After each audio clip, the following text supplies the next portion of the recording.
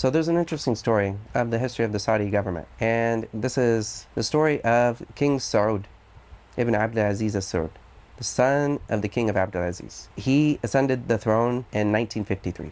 He became king in 1953.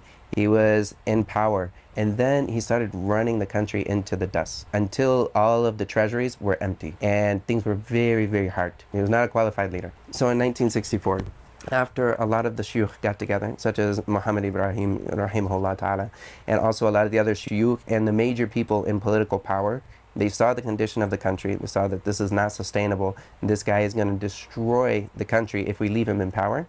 They got together and they deposed him from power behind his back, and they put King Faisal in charge instead of him. So they went against the so-called Wali al-Amr.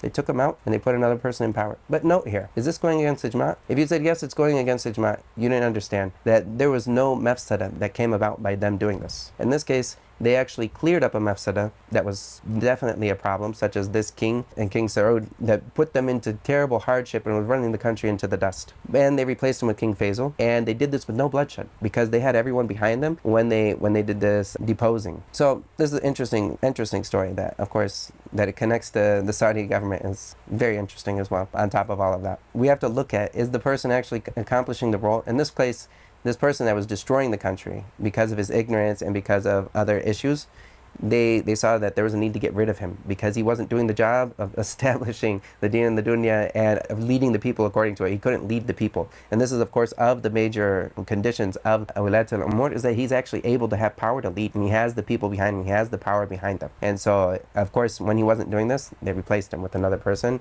They had this little inqilab on him, and he was replaced with someone else in a very subtle way that there was no bloodshed. This is the way that if something is going to happen this way, this is beautiful. Where was their obedience to Wali al-Amr? Where was the obedience here? They took him out and they replaced him. So this is important to understand. Was this Khuruj? Was this some illegal Khuruj? Was this going against ijma'? And are they not really Salafiyya?